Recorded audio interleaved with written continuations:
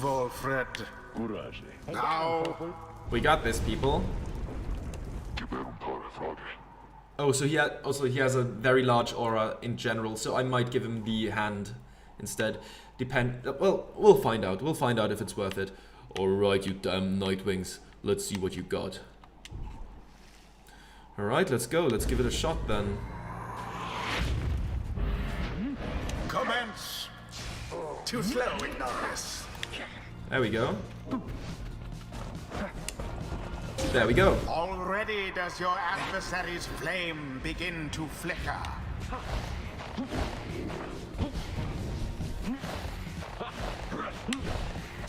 Ah, okay, I kind of lost. No! Oh no, that's... Oh, lucky break. No! Ooh, lucky. Okay. Oh! Right, I forgot that guy's attack. Oh, right, he has... I messed up. I messed that one up. A show of strength from the Nightwing's opponents. Oh, what am I doing?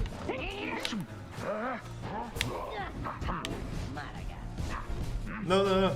Get out of here. Let me pass. There we go. Yes. Much better. Much better. It seems the Nightwings are a bit ahead. Right, I'm messing up the controls right now. It has been like more than a week since the last time I played. So good, Oh my god, what am I doing? Yeah, I don't know if I'm... The Nightwings seem to be falling behind. Oh my god, what am I doing? What am I... No! I completely misclicked that. I was in shambles there.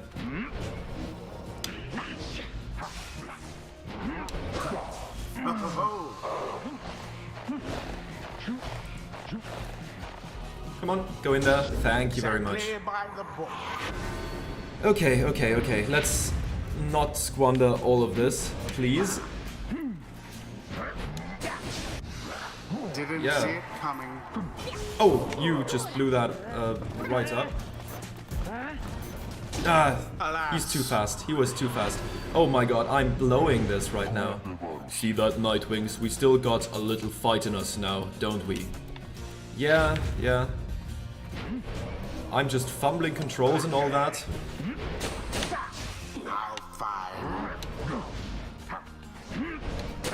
There you go. A rude predicament for the tempers. Let's get that in there real quick. Okay, better. We need to, you know, not squander that. Right, that's... Oh my god. Yourselves wide open. Yeah, I noticed that.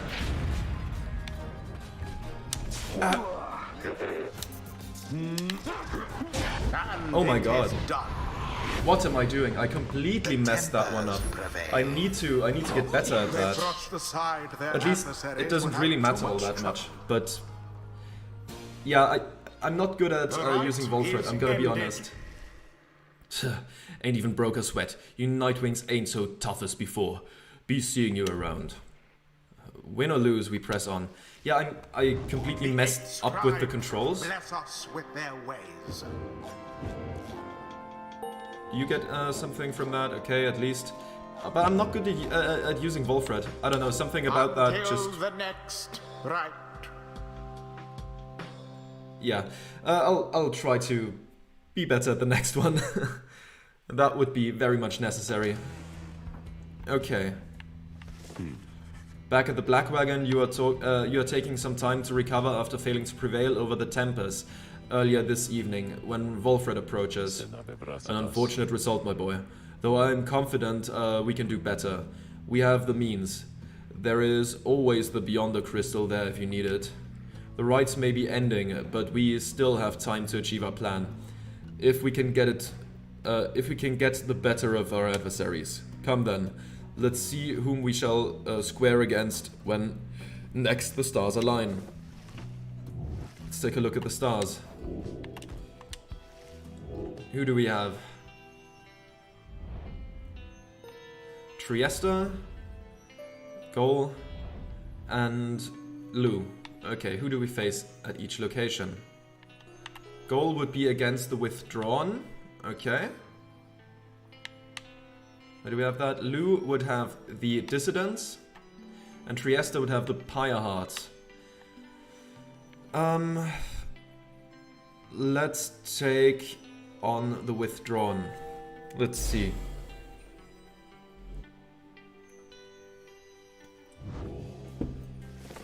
The Withdrawn and which Admilvi have designs upon the rights that have nothing to do with being free again.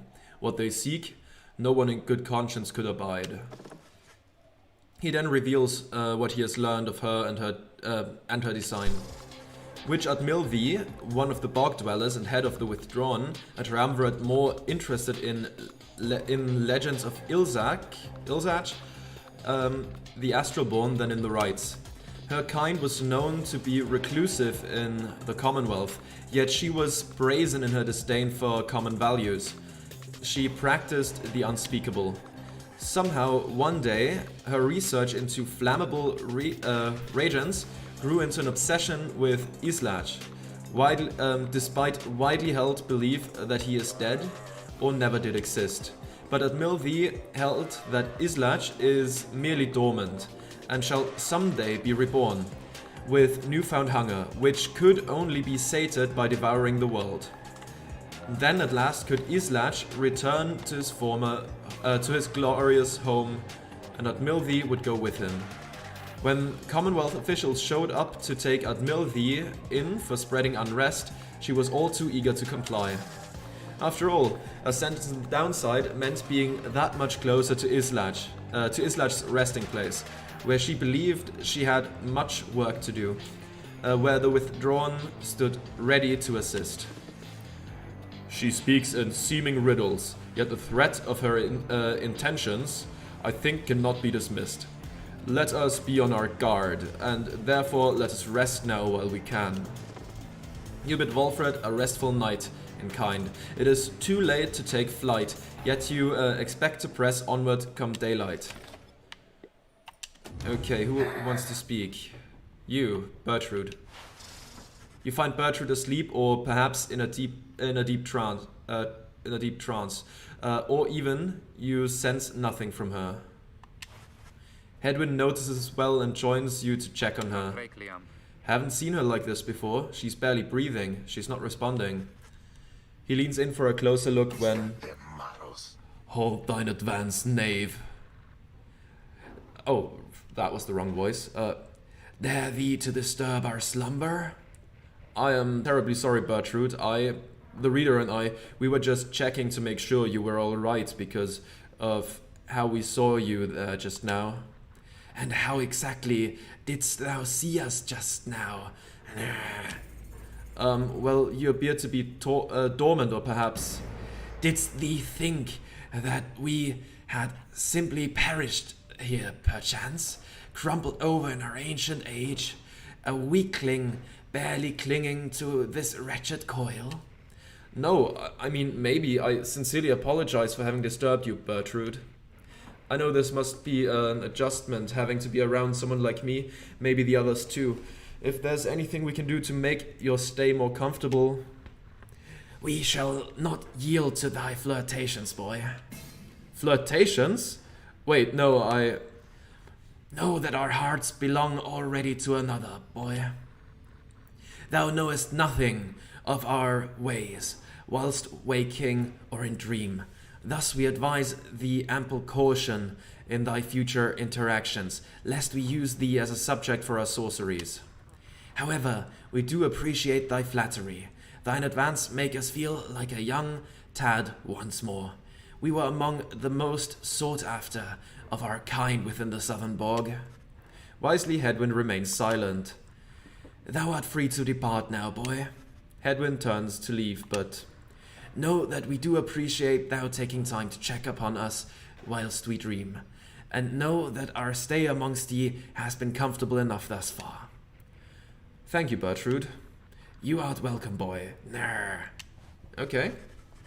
Despite the oddness of the exchange you witnessed, you sense that Hedwyn and Bertrude gained a better understanding of each other. Okay, very good. Let's exit then and continue our journey. Alright, we take off and we move further downwards. There we go. Hollow Root or Blooming Pool. The southern route of the Ridge of Gaul goes through a humid area pocked with hot springs. Wolfred expresses interest in taking this route. Okay, the Downside Prairie.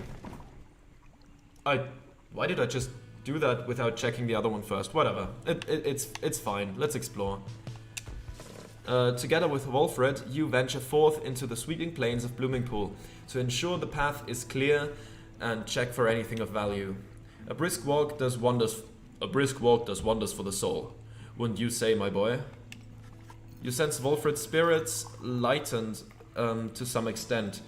The survey is brief and uneventful, leaving you with time enough to pursue your vocations on your return. Gain +1 hope for the next ride, very good. And what do we do? Forage for resources, study in private, or mentor a companion? Let's... should we mentor a companion? Sure. Sure, let's mentor... maybe Sir Gilman? We might use him next. This knight shall be eager to... this knight shall be your eager protege. You ask Sir Gilman to explain to you in his own words the histories of the 8 scribes and speak to how their varied backgrounds formed the basis, not just of the rights, but of the Commonwealth. There we go. Does he? Not quite the next level. This knight loves the Underking ores, the best of all, of course.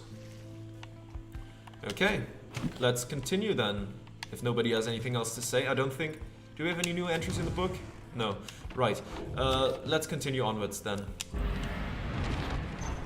And move to the Ridge of Gaul. There we go. A messenger imp with news and rumors from the other side manages to track down your wagon in the lush overgrowth of Downside Prairie. The imp's latest information is about none other than Tiso, who you liberated at the fall of Soliam. Everybody says he is the first creature of his kind to come to the Commonwealth. While this unique status brought Tiso no shortage of prestige, he nonetheless experienced difficulty acclimating to the new environment. It seems that he grew quite despondent. Then at last he managed to track down Wolfred's agents, with whom he is working to find a means to bring more exiles home. Thus has the revolution grown stronger. He also left for you a special verbal message via his most trusted messenger, who rears up and intimates Tiso wants you to know he is doing well but misses you and hopes to see you again. We'll try. You thank the messenger imp for the report. You ask that it relay your kind regards. Your companions soon begin to talk in turn.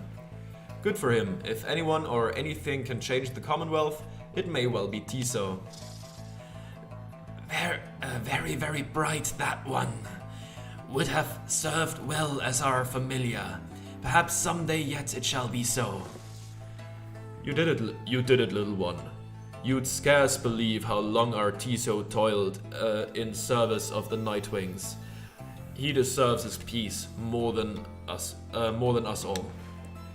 What's, why that lucky little... Okay, sure, I'm a little jealous of him, so... Guess this makes him an expatriate of sorts, ditching the Downside home in favor of the Commonwealth. Who would have thought? Oft it is said that good things come in smallish packages, and Tiso stood as living proof. And living he remains, apparently. I shall look forward to our next reunion, Tiso. Perhaps when we are back among the stars. The news of Tiso's adventures and in the Commonwealth fill you and your fellow exiles with newfound resolve. +1 hope for the next ride. Wish Tiso luck. Very good. You'll have to see it, some buffs instead of the debuffs we had for the last one. But we do have to get our shit together. The slug market is here. Hey you guys. Hey guys. Say, I noticed that your little imp pal, he ain't with you anymore. Is he okay? I heard the wildest things, that he somehow got out of here, back to the other side. I'm like, why would an imp want that? Why wouldn't he? Let's, we can't afford this scoop of stardust. We can afford a handful of stardust. Let's take that then. Yeah, let's buy the stardust. And we're back to 4. Pleasure was all mine and Dad's, you guys. Okay. No one wants to talk. Let's commence the rite then. The mood is more dour than usual as you make preparations for the coming rite. A hush has fallen over your fellow exiles and a sense of dread hangs in the air. At least one of your companions is unfazed. We sense the influence of one of our own. She is nearby. Her mind, corrupted, calls out, screaming. Canst thou hear it, perhaps? She speaks of Witch Atmilthi, an adversary whom you expect to face this night. The witch, she doth revere an ancient god undying and unyielding on this land, and on her consciousness. We may attempt an exorcism here, for the conditions are unique, and she may not be expecting us to be abetting ye. However, 'tis a risk upon her mind and mine own, although a worthwhile risk perhaps. Bertrude seems to think that Atmilthi can be weakened somehow through the coming rite. Then the stars above begin to shimmer with their strange light. Okay. What do you have to say then? There, the star of Yslach. Our adversary worships it, and whom it represents. Fixate upon that star, reading one. If thou so darest, invoke its power. Do so, and our adversary Atmilthi, she shall be emboldened, but also left vulnerable to our own sorceries. We may yet limit her ambitions thus. I'll think about it. Okay, let's consider it. Yslach Astralborn. Effect, your adversaries shall be more cunning and much quicker to react. Call upon the Titan stars to rank up faster. Should we do it? Okay, it doesn't really matter in the end. Total bonus if you prevail, 10% enlightenment. Okay, let's give it a shot. If we lose because of that, you know, these rites don't really matter all that much. I'll still of course try my best, but you know, there's worse fates than losing here, except for the final rites in the cycle. Look forth, you exiles of the Night Wings. You are returned once more unto the Ridge of Gaul.